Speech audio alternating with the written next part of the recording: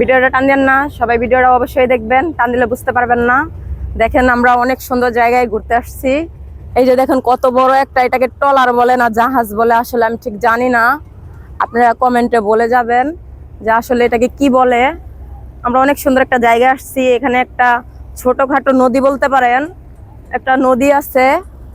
আর এইখানে আপনার ট্রলার চলে, নৌকা চলে। আমি তো নৌকাতে উঠে অনেক ভয়ই পাচ্ছিলাম। তার পাশে আবার গ্রাম অঞ্চলের মতো অনেক সুন্দর জায়গা আছে, এখানে অনেকে শাকসবজি চাষ করে।